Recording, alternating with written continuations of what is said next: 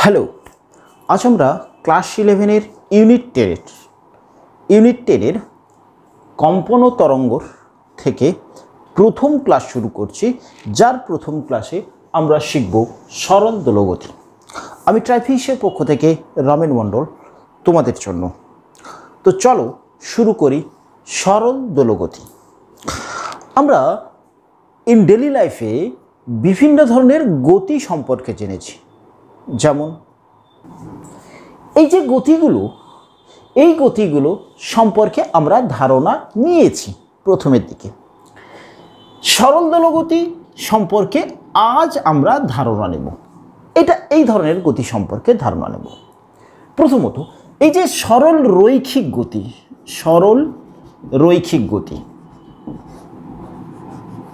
গতি বা প্রাসের গতি, এটাকে আমরা বলছি প্রাসের গতি। একটা বস্তুকে অনুভূমিকের সাথে যদি তুমি কোণ করে ছুঁড়ে দাও, তাহলে বস্তুটা গতিপথটা হবে এরকম, এবং এই বস্তুটাকে আমরা বলেছিলাম প্রাস, এই গতিটাকে আমরা বলছি প্রাসের গতি। এই ধরনের গতির ক্ষেত্রে আমরা দেখতে পাই গতি বা সরণ যদি এক্স হয়, তাহলে এক্স সময়ের অপেক্ষক, অর্থাৎ সময়ের পরিবর্তনে বস্তুটার সরণ পরিবর্তিত হয়। আজ আমরা যে গতি শিখব, সেই গতিটার ক্ষেত্রে দেখব যে সময়ের সাথে সরণের যেমন পরিবর্তন হয়, সঙ্গে ওই গতিটার একটা নির্দিষ্ট সময় পরে পুনরাবৃত্তি ঘটে। দেখো, এই দুটো গতি সম্পর্কে জেনেছি। যেমন ধরো, এই ধরনের গতি আমরা দেখি কীরকম। ধরো, সূর্যের চারিদিকে পৃথিবী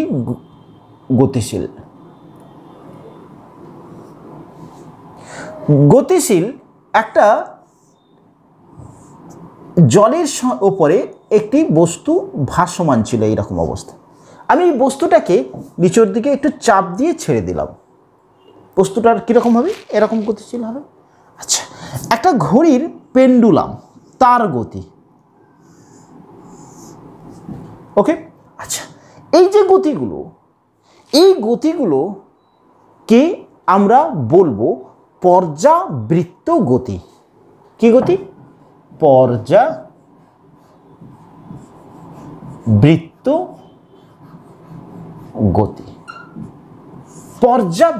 গতি। Periodic motion.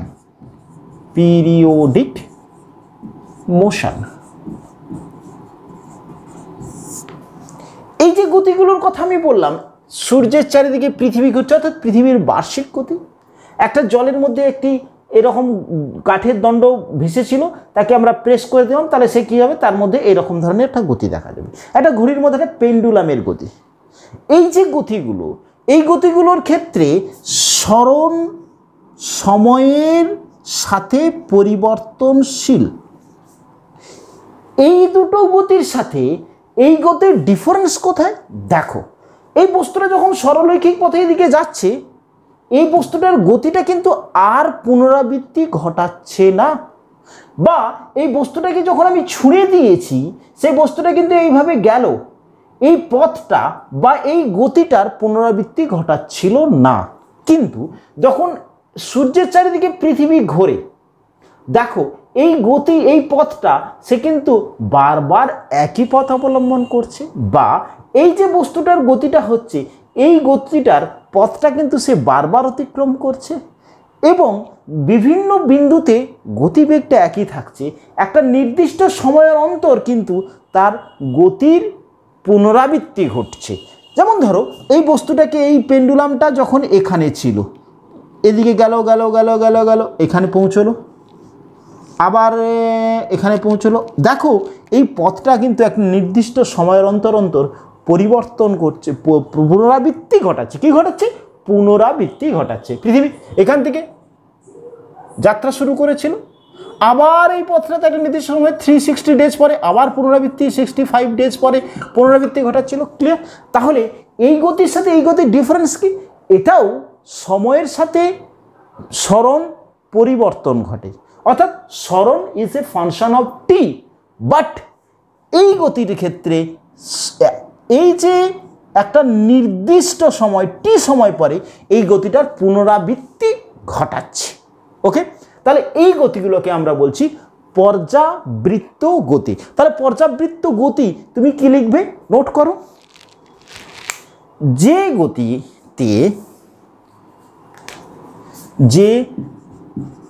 গতিতে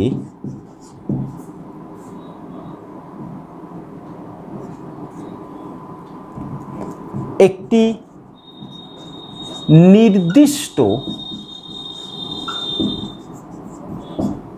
সময়ের ব্যবধানে বস্তুর গতির পুনরাবৃত্তি ঘটে তাকে পর্যাবৃত্ত গতি বলে। নোট ডাউন করো, যে গতিতে একটি নির্দিষ্ট সময়ের ব্যবধানে, এই ক্যাপিটালটি এই নির্দিষ্ট সময়ের ব্যবধানে বস্তুর গতির পুনরাবৃত্তি ঘটে তাকে পর্যাবৃত্ত গতি বলে। নোট করেছো? আচ্ছা, তাহলে পর্যাবৃত্ত গতি, সূর্যের চারদিকে পৃথিবী ঘুরছে, একটা ঘড়ির পেন্ডুলামের গতি হচ্ছে, একটা এরম দেওয়ালের সাথে একটা স্প্রিং আটকে এই স্প্রিংয়ের সাথে একটা বস্তু লাগিয়ে দেওয়া হয়েছে, এটাকে একটু ঠেলে ছেড়ে দেওয়া হলো, এই গতি দেখা যাবে। একটা বস্তু এক থেকে উলম্বভাবে একটা বস্তু ঝুলছে, এই বস্তুটাকে একটু টেনে ছেড়ে দেওয়া হলো, এ ধরনের গতিগুলো সব পর্যাবৃত্ত গতি। ওকে, এই পর্যাবৃত্ত গতির একটি বিশেষ ক্ষেত্র হলো সরল দোল গতি। এই পর্যাবৃত্ত গতির একটি বিশেষ ক্ষেত্র হলো, অর্থাৎ পর্যাবৃত্ত গতির একটি বিশেষ ক্ষেত্র হলো, বিশেষ শ্রেণী হলো সরল দোল গতি। বিশেষ ক্ষেত্র হলো সরল দোল গতি। তাহলে সরল দোল গতি অবশ্যই কি গতি? পর্যাবৃত্ত গতি। আচ্ছা, এই বিষয়ে আমরা দোলগতি সম্পর্কে শিখব। দোলগতি বললেই সরল দোলগতি বুঝবো। দোলগতি কি? তাহলে এটা একটা পর্যাবৃত্ত গতি ছিল, পৃথিবী সূর্যের চারিদিকে ঘুরছে, আর এখানে একটি পর্যাবৃত্ত গতি আছে যে ক্ষেত্রে একটি পেন্ডুলাম, ঘড়ির পেন্ডুলাম আন্দোলিত হচ্ছে এরকম। এই দুটোই কি গতি? পর্যাবৃত্ত গতি। ওকে, এই দুটোই কি গতি? পর্যাবৃত্ত গতি। আচ্ছা, দুটো গতিকে খুব মন দিয়ে এবার বুঝবার চেষ্টা করছি। এইখানটাতে এই গতিপথের বিভিন্ন চারটে আমি বিন্দু নিলাম, এই গতিপথে চারটে বিন্দু নিলাম, এ বি সি ডি। এটা কি গতি? নির্দিষ্ট সময়ের অন্তর অন্তর তার গতির পুনরাবৃত্তি ঘটছে। এ বিন্দুতে বেগের অভিমুখ, ধরো এই বস্তুটা পৃথিবী সূর্যের চারিদিকে এরকম ঘুরছে বা বৃত্তীয় পথে ঘুরছে একটা কোনো বস্তু, এই বিন্দুতে বেগের অভিমুখ, স্পর্শক অঙ্কন করলে যেদিকে সেদিকে দেখো, এ বিন্দুতে বেগের অভিমুখ, বি বিন্দুতে বেগের অভিমুখ, সি বিন্দুতে, ডি বিন্দুতে। ওকে, এক্ষেত্রে এই গতিপথটার ক্ষেত্রে আমরা বলি যখন বস্তুটা এখান থেকে ছেড়ে দিয়েছে, গতি যখন এদিকে, এই প্রান্ত থেকে ছেড়ে দিয়েছি, এই প্রান্ত থেকে সে এইদিকে ফিরে এলো, আবার এইখান থেকে সে এইদিকে ফিরে গেল, এই গতিপথের আমি চারটে বিন্দু নিচ্ছি। দেখো এইখানটাতে, এইখানটাতে, এইখানটাতে, আচ্ছা তিনটে বিন্দু নিলাম। যখন পেন্ডুলামটা এদিকে ঘুরতেছিল তখন এই বিন্দুতে বেগের অভিমুখ বা এই বিন্দুতে বেগের অভিমুখ। ক্লিয়ার? অর্থাৎ এক্ষেত্রে বেগের অভিমুখ এদিকে, যখন এদিকে গতিশীল হচ্ছে এই বিন্দুতে বেগের অভিমুখ, এই বিন্দুতে বেগের অভিমুখ, এই বিন্দুতে বেগের অভিমুখ কোন দিকে? বিপরীত দিকে। যাওয়ার সময় যখন এদিকে গতিশীল ছিল তখন বেগের অভিমুখ একদিকে, যখন এদিকে গতিশীল হচ্ছে তখন বেগের অভিমুখ এদিকে। অর্থাৎ গতিপথের একই বিন্দুতে, ধরো এই বিন্দুটাতেই আমি ধরে নিচ্ছি, একবার বেগের অভিমুখ এদিকে, একবার বেগের অভিমুখ এদিকে। এটাও পর্যাবৃত্ত গতি, এটাও পর্যাবৃত্ত গতি, কিন্তু গতিপথের এই গতিপথের প্রতিটা বিন্দুতে বেগের অভিমুখ সর্বদা একই দিকে থাকছে, কিন্তু এক্ষেত্রে পর্যাবৃত্ত গতি কিন্তু বেগের অভিমুখ নির্দিষ্ট সময়ের অন্তর অন্তর অভিমুখ বদলে যাচ্ছে, একবার বেগের অভিমুখ এদিকে, একবার বেগের অভিমুখ এদিকে। ওকে, এই ধরনের গতিকে আমরা বলছি দোলগতি। অর্থাৎ দেখতে পাচ্ছ এই গতিপথটাকে যদি আমরা এরকম সরল ধরে নিই, এই বিন্দু এইটাকে আমরা বলি মধ্যবিন্দু, এই মধ্যবিন্দু থেকে একবার বেগের অভিমুখ এদিকে, একবার বেগের অভিমুখ এদিকে, অর্থাৎ একটা নির্দিষ্ট বিন্দুর কে সামনে রেখে তার পথের বিভিন্ন বিন্দুতে বেগের অভিমুখ পরিবর্তন ঘটে। দোলগতি ঠিক টু অ্যান্ড ফ্রো মোশন দেখা যায়। টু অ্যান্ড ফ্রো মানে এদিক ওদিক, অর্থাৎ এই বিন্দুটার অর্থাৎ মাঝের বিন্দুটাকে এই বিন্দুটার থেকে একবার বেগ এদিকে, একবার বেগ এদিকে, এদিক ওদিক, এটাকে মাঝখানে মধ্যবিন্দু রেখে বেগের অভিমুখ এদিকে এদিকে, এটাকে মাঝের বিন্দু রেখে এদিকে এদিকে হচ্ছে, এটা মধ্যবিন্দু এর সাপেক্ষে এদিকে ওদিকে হচ্ছে। বা তুমি যখন এই এই স্প্রিংটাকে এদিকে টান করে ছেড়ে দাও, তাহলে কি হবে, কোনো একটা নির্দিষ্ট এই বিন্দুটাকে থেকে একবার বেগ এদিকে উপর নিচু, বা ups and down, up and down, ওপর ও নিচু, কোনো একটা বিন্দু অর্থাৎ মাঝের এই সাম্য বিন্দু থেকে কি হচ্ছে, এটা সামনে থাকছে, যখন পেন্ডুলামটা স্থির থাকছে তখন এরকম থাকছে, ওই বিন্দুটার থেকে এই পেন্ডুলামটা ধরো এইখানটাতে সামনে আছে, এবারে তুমি টেনে ছেড়ে দিয়েছো, তাহলে এইটাকে সাম্য বিন্দু এইটাকে সামনে রেখে এপাশ ওপাশ ওপর নিচে হচ্ছে। ওকে, কোনো একটা নির্দিষ্ট বিন্দুর সাপেক্ষে এদিক ওদিক বা আপস অ্যান্ড ডাউন ওপর নিচে হলে তখন তাকে আমরা বলছি দোলগতি, তখন তাকে আমরা বলছি দোলগতি। ওকে, তাহলে দোলগতি কি বলবে? দোলগতি বলবে যে পর্যাবৃত্ত গতিতে একটি নির্দিষ্ট সময়ের অন্তর কোনো কণা কোনো বিন্দুর সাপেক্ষে এদিক ওদিক বা উপর নিচু গতিশীল থাকে তাকে দোলগতি বা অক্সিলেটরি মোশন বলে। কি বললাম? কোনো পর্যাবৃত্ত গতিতে একটি নির্দিষ্ট সময়ের অন্তর কোনো কণা এদিক ওদিক বা ওপর নিচু সময়ান্তর কোনো কণা এদিক ওদিক বা ওপর নিচু গতিশীল থাকলে তাকে দোলগতি বলে। ওকে, আচ্ছা, এবারে আসছি সরল দোলগতি। এই দোলগতির সবথেকে সিম্পলেস্ট অর্থাৎ সহজ সরল যে দোলগতি তাকে আমরা বলছি সরল দোলগতি, সিম্পল হারমোনিক মোশন। ওকে, সরল অবস্থা, যার গতিটি আমরা সরণকে প্রকাশ করব y = a sin থিটা বা ওমেগা টি বা y = a cos omega t. তাহলে দোলগতির আমাদের জন্য সবথেকে সহজ বা সরল যে দোলগতি তাকে নিয়ে আমরা আলোচনা করব, সিম্পল হারমোনিক মোশন। তাহলে সরল দোলগতি অবশ্যই সেটা পর্যাবৃত্ত গতি, এবং পর্যাবৃত্ত গতির একটি বিশেষ ক্ষেত্র হলো দোলগতি, যে গতিতে বস্তুটি কোনো একটি নির্দিষ্ট বিন্দুর সাপেক্ষে নির্দিষ্ট সময়ের অন্তর অন্তর এদিক ওদিক বা ওপর নিচু পর্যায়ক্রমে গতিশীল থাকে তাকে দোলগতি বলে। যার সবথেকে সহজতম গতি সরল দোলগতি, যা আমরা y = a sin omega t বা a cos ওমেগা টি দিয়ে প্রকাশ করব। আসব এই সরল দোলগতি হতে গেলে কি কি বৈশিষ্ট্য থাকলে আমরা তাকে সরল দোলগতি বা সিম্পল হারমোনিক মোশন আমরা বলি। ওকে, তো চলো দেখি। এতটা পর্যন্ত একদম ক্লিয়ার হয়েছে? সরল দোলগতি, দোলগতি এবং সরল দোলগতি, দোলগতির সবথেকে সহজতম আলোচনা, সহজতম আলোচনা মানে সহজভাবেই আমরা বুঝব। আচ্ছা, ধরো একটা পেন্ডুলাম দুলছে,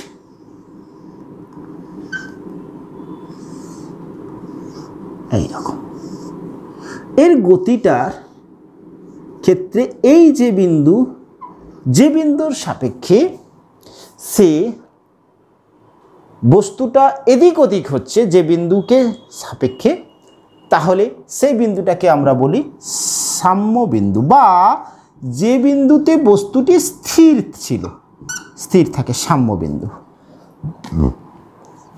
এই পেন্ডুলামটা যখন আমি এখান থেকে এইখানে নিয়ে গেলাম, এটা সাম্য অবস্থান ছিল, নিয়ে গেলাম, তখন ওই বস্তুটার উপরে একটি বল কাজ করে, যে বলটাকে আমরা বলি প্রত্যানয়ক বল। অর্থাৎ এখানটাতে যখন পৌঁছলো বস্তুটা, তখন একটি বল বস্তুটাকে সাম্যের অবস্থানে ফিরিয়ে আনতে চাইছে, যে বলটাকে আমরা বলি ফিরিয়ে নিয়ে আসতে চাইছে, তাহলে প্রত্যানয়ক বল। এক্ষেত্রে এই বলটার মান হয় mg sin থিটা। বিভিন্ন ক্ষেত্রে বিভিন্ন রকম প্রত্যানয়ক বল, যে কিনা তাকে এই সাম্য অবস্থানে ফিরিয়ে আনতে চায় এবং আনে, প্রত্যানয়ক বল। ওকে, আচ্ছা, তাহলে সরল দোলগতির ক্ষেত্রে বৈশিষ্ট্য কি কি হবে? 1 নম্বর, অবশ্যই সেটা পর্যাবৃত্ত গতি এবং দোলগতি হবে, পর্যাবৃত্ত গতি হবে এবং দোলগতি হবে। দ্বিতীয় বৈশিষ্ট্য,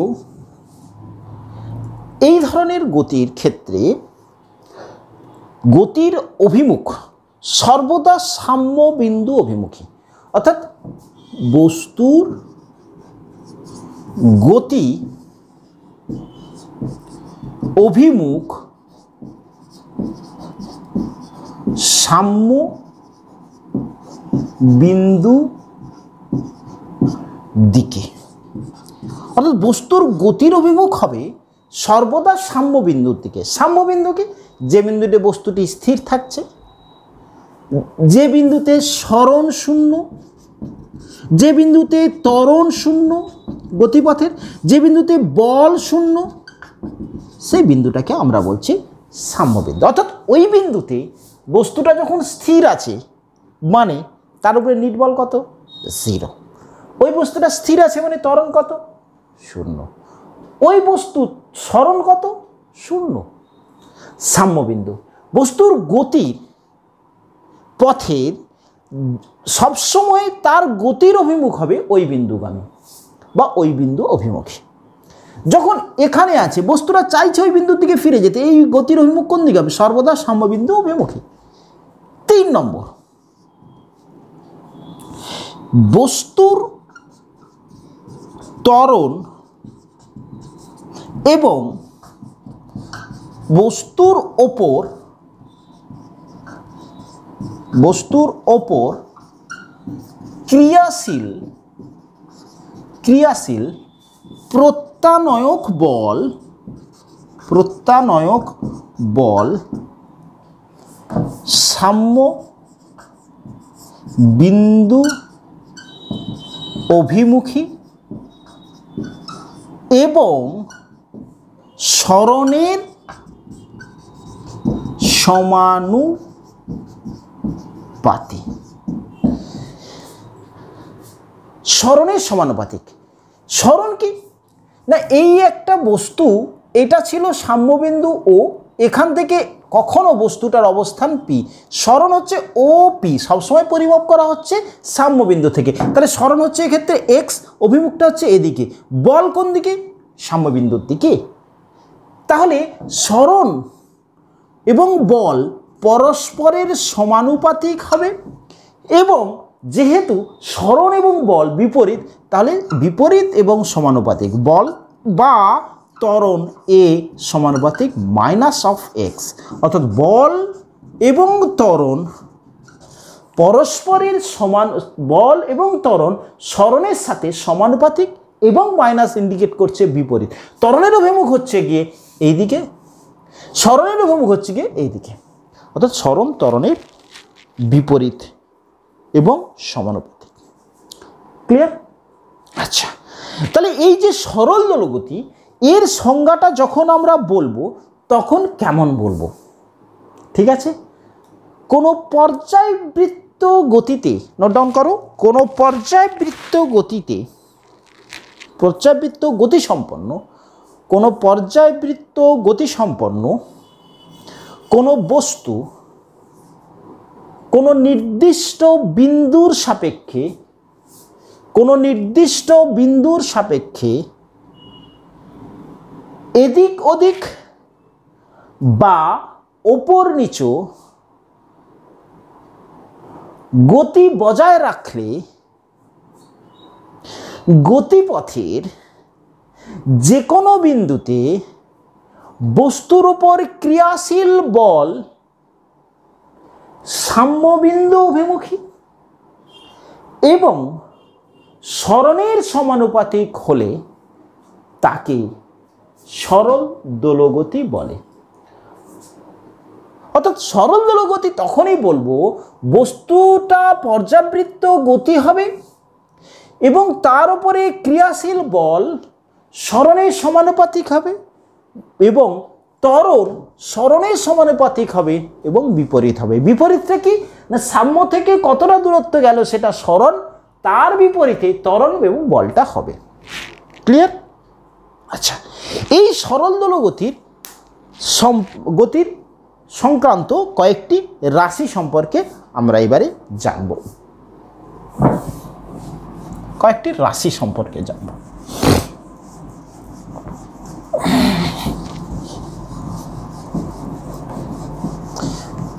ঠিক আছে, ক্লিয়ার হচ্ছে? এতটা ক্লিয়ার হয়েছে সরল দোলগতির মোটামুটি স্টার্টিং ইন্ট্রোডাকশনটা। চলো, খুব মজা, খুব মজা। যেমন ধরো, প্রথমত আমরা বলছি প্রত্যানয়ক বল। এই গতিপথের সর্বদা চাইছে একটি বল তাকে সাম্যের অবস্থাতে ফিরিয়ে নিয়ে আসতে, রিস্টোরিং ফোর্স। ওকে, প্রত্যানয়ক বল কি? যে বল কোনো বস্তুকে তার সাম্যের অবস্থানে ফিরিয়ে আনে তাকে প্রত্যানয়ক বল বলে। ওকে, নোট ডাউন করেছো? তাহলে বলটি সাম্যে ফিরিয়ে আনে, সাম্যে ফিরিয়ে আনে, সাম্য বিন্দুতে ফিরিয়ে আনে, তাই কি বল বলছি? প্রত্যানয়ক বল বলা হচ্ছে। আচ্ছা, এবারে আসছি আমরা, একটি বস্তু যদি পর্যাবৃত্ত গতি সম্পন্ন করে তাহলে নির্দিষ্ট সময়ের অন্তর অন্তর তার গতিটার পুনরাবৃত্তি ঘটে। যে সময় অন্তর অন্তর গতির পুনরাবৃত্তি ঘটে তাকে বলে পর্যায়কাল। অর্থাৎ কোনো পর্যাবৃত্ত গতি সম্পন্ন কণা যে সময় অন্তর তার গতির পুনরাবৃত্তি ঘটায় তাকে আমরা বলি পর্যায়কাল। নোট ডাউন করেছো? পর্যায়কাল কি দ্বারা প্রকাশ করছি? টি দ্বারা, ক্যাপিটাল টি দ্বারা প্রকাশ করছি, পর্যায়কাল। আচ্ছা, 3 কম্পাঙ্ক। কম্পাঙ্ক, ফ্রিকোয়েন্সি, কম্পাঙ্ক। পর্যাবৃত্ত গতিসম্পন্ন কোনো কণা একটি নির্দিষ্ট সময়ের অন্তর তার পূর্বের অবস্থায় ফিরে আসে। ওকে, নির্দিষ্ট সময়ের অন্তর পূর্বের অবস্থায় ফিরে আসে। ঠিক আছে, এই ফিরে আসাটাকে বলে পূর্ণ দোলন। পূর্ণ দোলন। 1 সেকেন্ডে যতগুলি পূর্ণ দোলন সে সম্পন্ন করে এক সেকেন্ডে যতগুলি পূর্ণ দোলন সে সম্পন্ন করে তাকে বলে কম্পাঙ্ক, যাকে আমরা এফ অথবা এন দ্বারা ডিফাইন করি। ওকে, তাহলে কি বলবে? একটি পর্যাবৃত্ত গতিসম্পন্ন কণা এক সেকেন্ডে যতগুলি পূর্ণ দোলন সম্পন্ন করে তাকে বলে কম্পাঙ্ক। ওকে, আচ্ছা, এবারে বলছি সরণ। সরণ এইটা দোলগতি সম্পন্ন করছে, তাহলে ও অবস্থানটা সাম্য অবস্থান, সাম্য অবস্থান থেকে বস্তুটির কতটা দূরে আছে তাকে আমরা বলি সরণ। সাম্যাবস্থান থেকে সাম্যাবস্থা থেকে বস্তু যতটা দূরে থাকে তাকে সরণ বলে। ওকে, এখান থেকে যতটা দূরত্বে থাকে। এরপরে আসছি বিস্তার। বিস্তার, ওকে,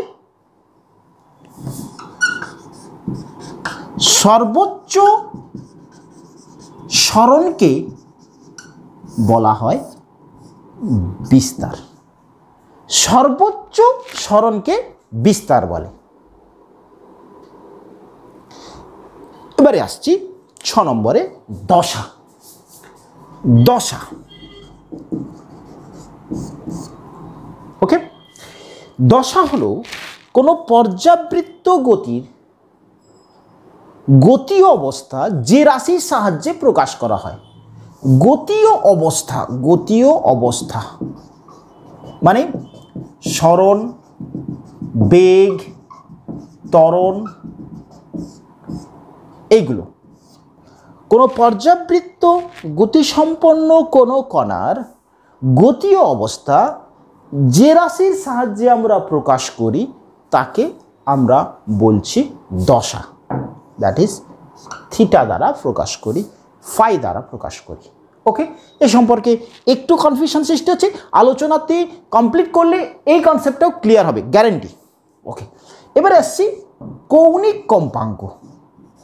কৌণিক কম্পাঙ্ক, কৌণিক কম্পাঙ্ক ওমেগা দ্বারা ডিফাইন করি। ওমেগা সমান আমরা জানি 2πn, এন বা এফ, এন বাই এফ মানে 2πn দ্বারা আমরা বা এফ দ্বারা ডিফাইন করি।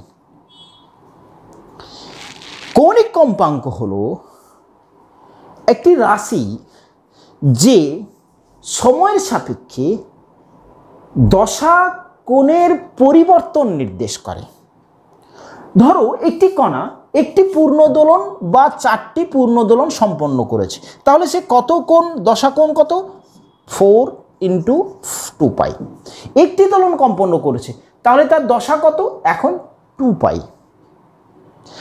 অর্থাৎ ওমেগা বা কৌণিক কম্পাঙ্ক কি নির্দিষ্ট সময়ের সাপেক্ষে দশার পরিবর্তনের হার যে রাশির সাহায্যে আমরা প্রকাশ করি তাকে আমরা বলছি কৌণিক কম্পাঙ্ক। ওকে, এই বিষয়গুলো আমাদের ক্ষেত্রে খুব ইম্পর্টেন্স জায়গা দেবে। ওকে, এরপরে আসছি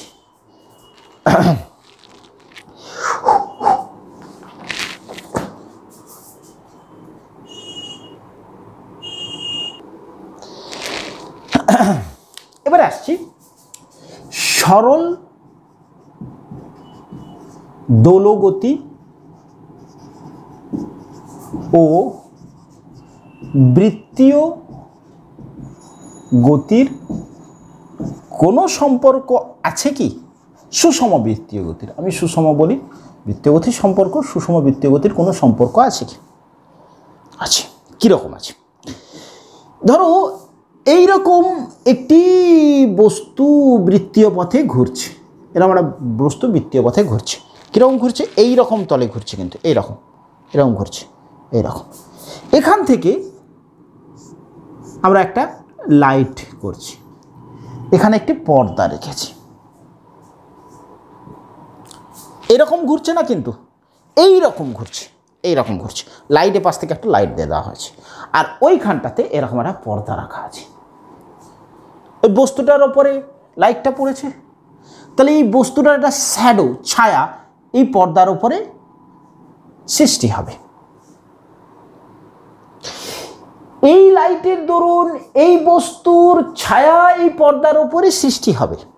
বস্তুটার গতি কেমন? সেটা ক্লক আইদার অ্যান্টি ক্লকওয়াইজ একটা বৃত্তীয় পথে ঘুরছে, সুষম বৃত্তীয় পথে ঘুরছে, সুষম গতি নিয়ে। এর শ্যাডোটা কীরকম গতি সৃষ্টি হচ্ছে আমরা দেখি। ধরো এইরকম একটি অবস্থানে আছে, তখন শ্যাডোটা এইখানটাতে, ছায়াটা এইখানটাতে। এখানে যখন এসছে ছায়াটা এখানে, ধরো এইখানে যখন এসছে ছায়াটা কোথায়? এখান থেকে যখন এইখানে এসছে ছায়াটা আস্তে আস্তে আস্তে আস্তে এতটা নেমে এলো, এরকম করে নেমে আসছে সোজা। এখানে বস্তু, ছায়া কোথায়? ছায়া, ওকে। আবার যখন এখানে, তখন ছায়াটা এখানে। দেখো 1 নম্বর অবস্থানে ছায়াটা এখানে, 2 নম্বর অবস্থানে ছায়াটা এখানে, 3 নম্বর অবস্থানে ছায়াটা এখানে, 4 নম্বর অবস্থানে ছায়াটা এখানে, 5 নম্বর অবস্থানে ছায়াটা এখানে। ছায়ার গতিটা আমি দেখছি, দেখো বস্তুটা ঘুরছিল এরকম বৃত্তীয়, সুষম বৃত্তীয়, তাহলে তো ছায়াটা কীরকম হচ্ছে? এখান থেকে করে দেখো, এরা যত আবার এখান থেকে যখন ঘুরছে তাহলে এরকম ঘুরছে। ছায়াটার গতিটা কেমন? টি টি টি টি টি টি, কীরকম গতি? সরল দোলগতি। বস্তুর গতি কেমন? বৃত্তীয় গতি, বৃত্তীয় গতি, ওকে। ছায়ার গতি কেমন? সরল দোলগতি। বস্তুর গতি কেমন? বৃত্তীয় গতি। ক্লিয়ার? তাহলে সরল দোলগতি এবং বৃত্তীয় গতির মধ্যে একটা রিলেশন আমরা পেলাম। এটাকে আমরা ম্যাথমেটিক্যালি প্রকাশ করছি কেমন করে দেখব। যেমন ধরো এই একটা বস্তু বৃত্তীয় পথে ঘুরছে, আচ্ছা বস্তুটা এখানে আছে, বা বস্তুটা এখানেও থাকতো, এখানে আছে, বস্তুটা ঘুরছে, অ্যান্টি ক্লক ওয়াইজ ঘুরছে। আমি এখানটাতে এই শ্যাডো যে আঁকছিলাম সেটা কি ছিল? একটা পর্দা ছিল। এখানে বলছি এইটা কি হবে? এটা সেন্ট্রাল দিয়ে গেছে, কি হবে? এই বৃত্তেরই একটা ব্যাস। তাহলে ব্যাসের ওপরে আমি ওই অবস্থানের লম্ব পাদবিন্দু আমি আঁকছি এইখানটাতে।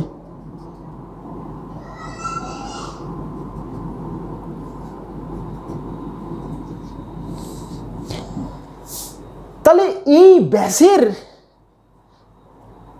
ওপরের লম্ব পাদবিন্দুর এখান থেকে অবস্থান থেকে লম্ব অবস্থান আমি গেছি ব্যাসের ওপরে। লম্ব পাদবিন্দুর গতিটা কেমন হচ্ছে? সরল দোলগতি।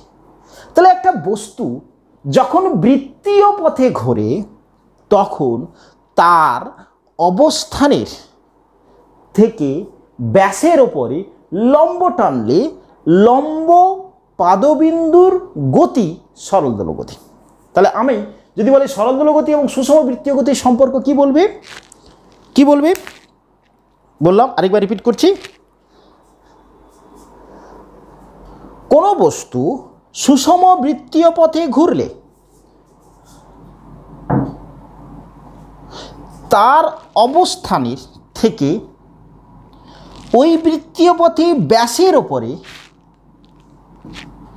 লম্ব টানলে লম্বের পাদবিন্দুর গতি সরল দোল গতি। ওকে,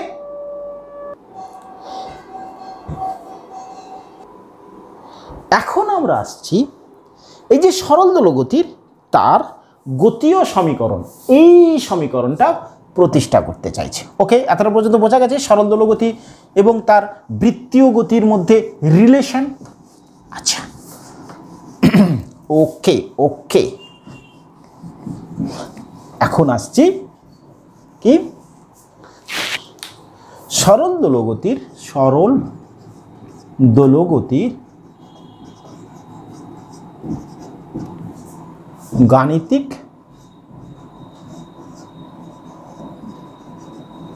সমীকরণ। সরল দোলগতির গাণিতিক সমীকরণ। আমি বললাম এক্ষুনি একটা বস্তু বৃত্তীয় পথে ঘুরছে,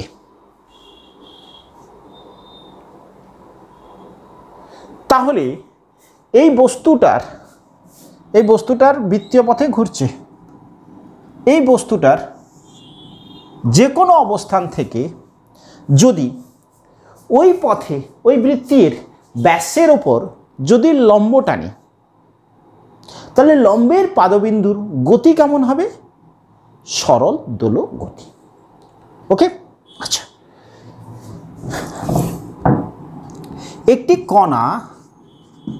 একটি কণা ওমেগা কৌণিক বেগে আর ব্যাসার্ধের বৃত্তপথে, আর ব্যাসার্ধ নয়, এ ব্যাসার্ধের বৃত্তপথে,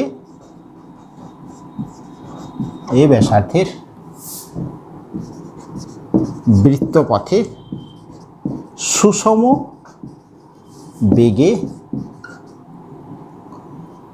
পথে গতিশীল করে দাও, গতিশীল। ওকে, ক্লিয়ার? তাহলে এই ব্যাসার্ধটা হচ্ছে গিয়ে ও, এই এ ব্যাসার্ধের বৃত্তপথে গতিশীল।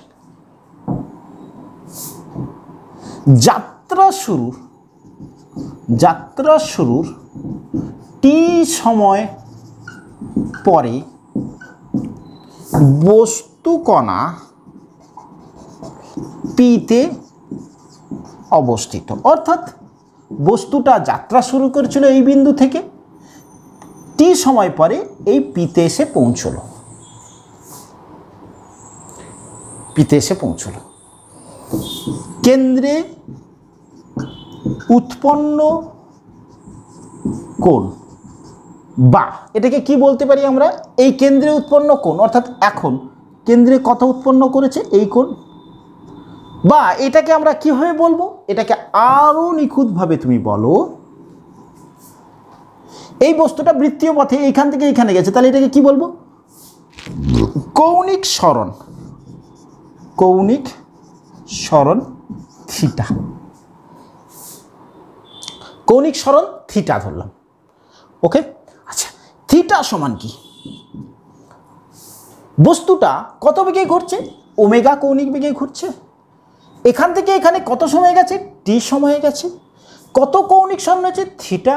তাহলে আমরা বলতে পারি ওমেগা ইজিক্যাল টু কৌণিক সরণ বাই সময়, তাহলে theta is equal two omega t. ওকে, theta is equal two omega t. তাহলে কৌণিক সরণ হলো থিটা, এ থেকে এখান থেকে এখানে পৌঁছতে কত সময়? টি সময়, কৌণিক সরণ। আচ্ছা, আমি কি বলেছি না, এই যে ব্যাসটা, এটা একটা ব্যাস, এই অবস্থান থেকে ব্যাসের উপরে আমি একটা লম্ব টানলাম, লম্বের পাদবিন্দুটার অবস্থানটা আমি ধরছি কিউ।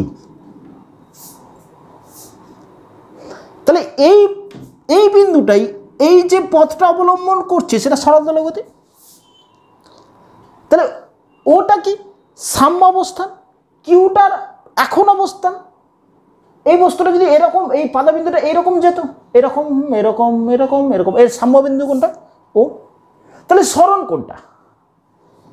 টি সময়ে সরণ কোনটা? O Q. হ্যাঁ কি না? সরণ কিভাবে বলবো? সরণ বলেছি সাম্য অবস্থান থেকে দূরত্ব, এটাকে বলছি সরণ। তাহলে ও কিউ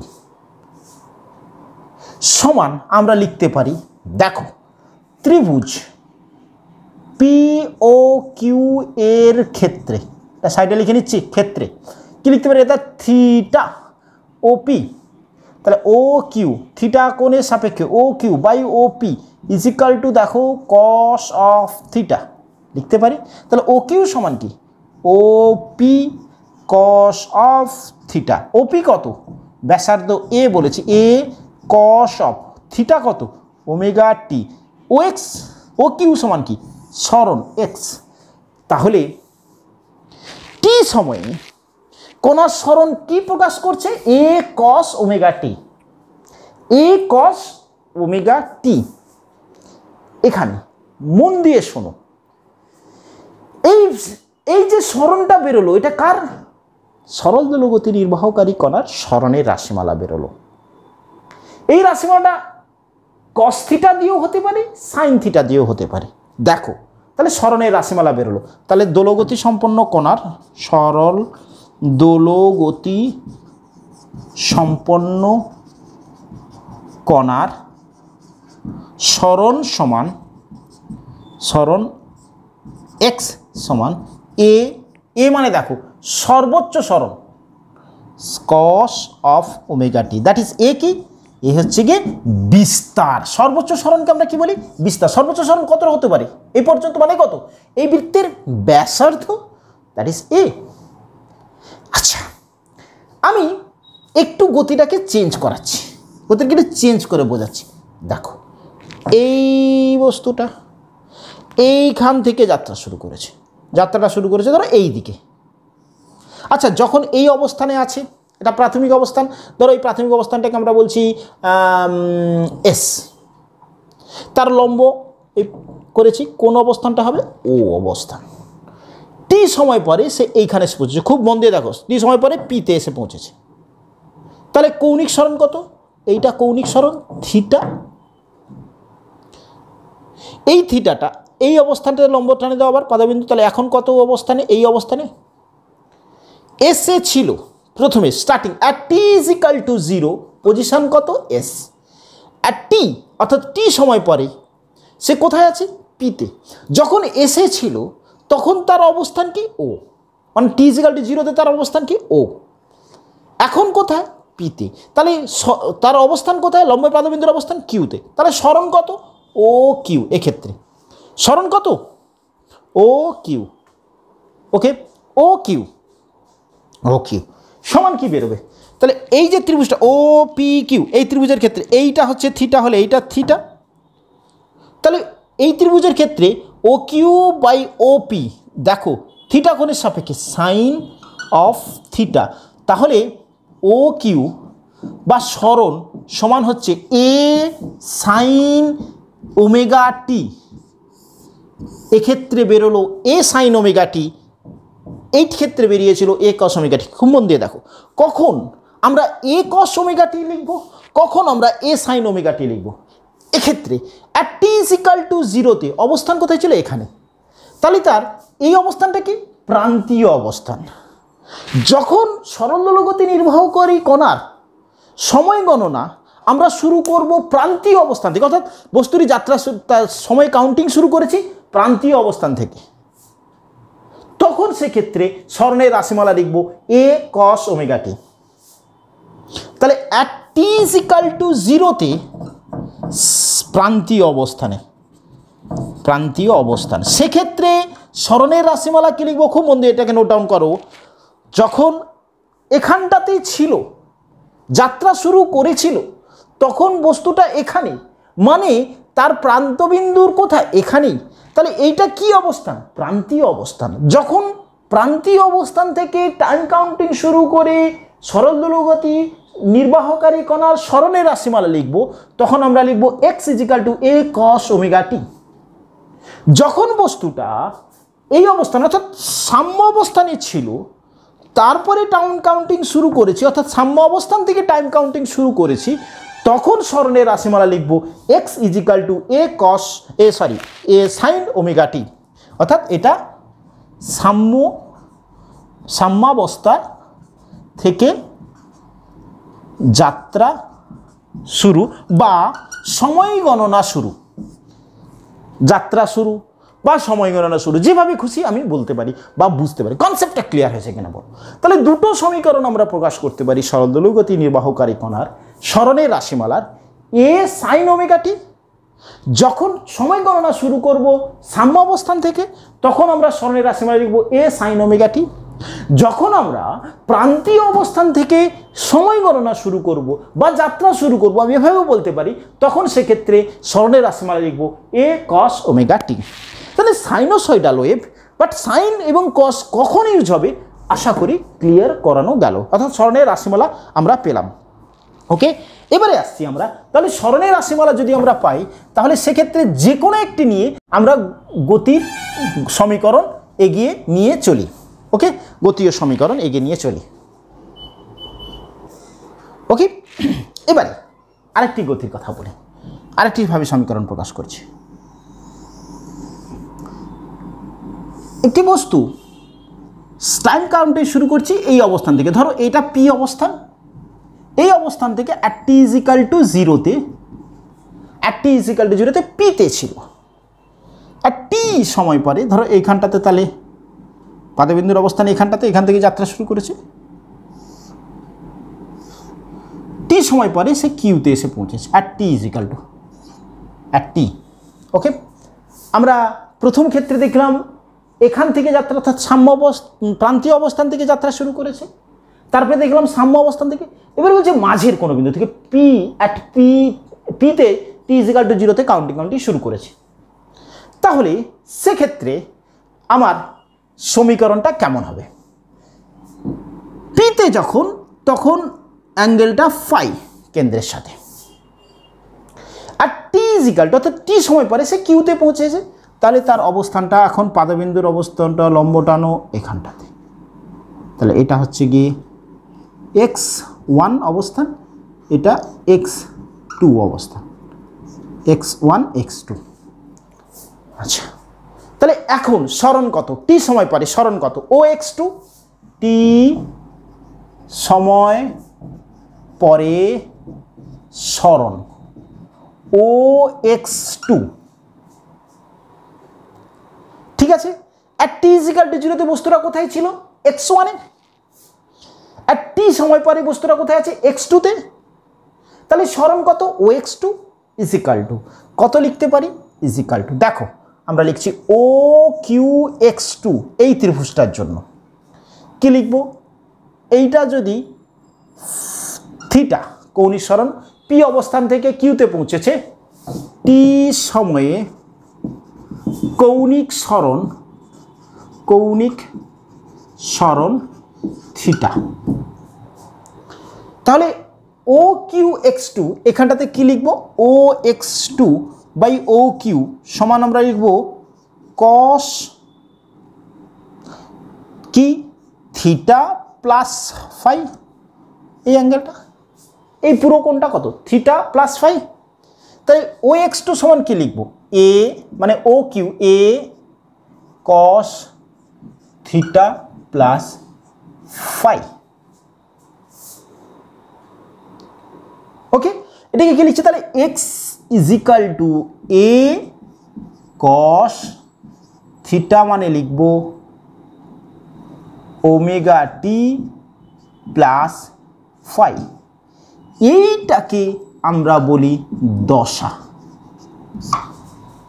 অর্থাৎ টি এর পরিবর্তন করতে থাকলে এই অবস্থানটা পরিবর্তন, x = কত সরণ তা কিন্তু নির্ভর করছে এইটার উপরে, টি যেমন তেমন হিসাবে দশা, অর্থাৎ এই যে দশা, এইটাকে আমরা বলছি দশা, যা কিন্তু সরণটাকে নির্দেশ করবে, সময়ের সাপেক্ষে পরিবর্তনটা কেমন হচ্ছে, কতটা কোন অবস্থানে আছে, তাই এইটা নির্ধারণ করছে। তাই আমরা বলেছিলাম দশা হলো এমন একটা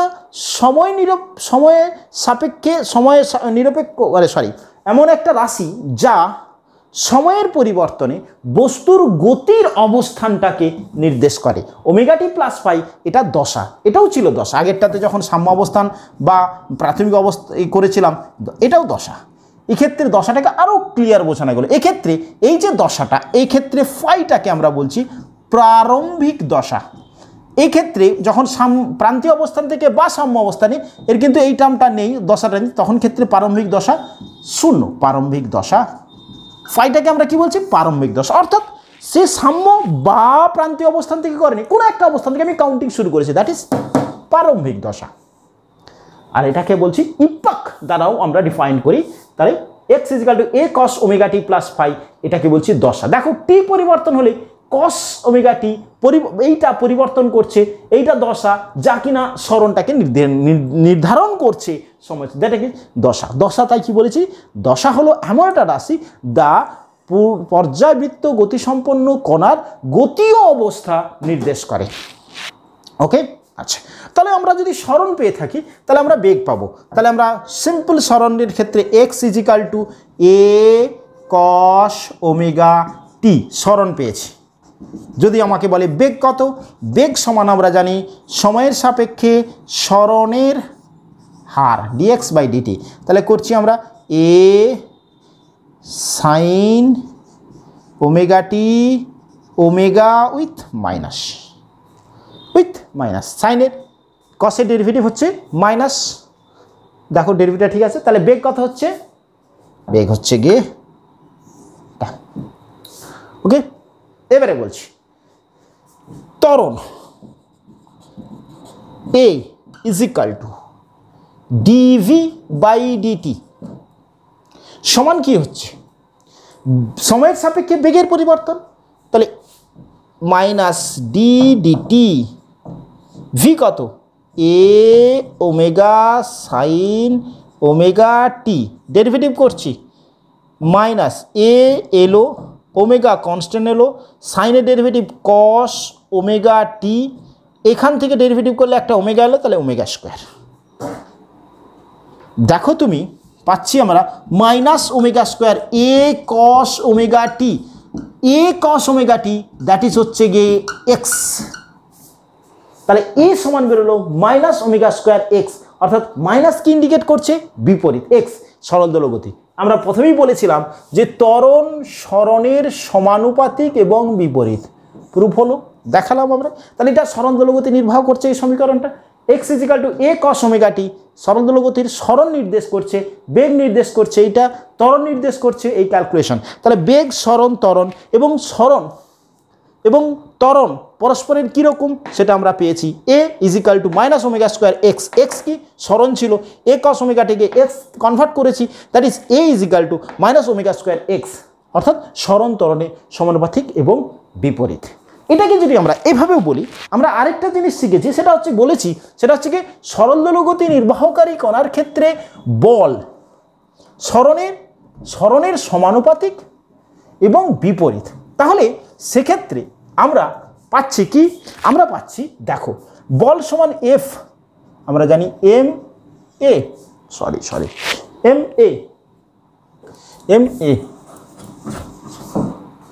F equal to m a কত পেয়েছি, এ পেয়েছি মাইনাস ওমেগা স্কোয়ার এক্স, তাহলে minus m omega square x, তাহলে এফ সমান পেলাম কি F varies as minus x, F সমান কি হচ্ছে F equal to minus x.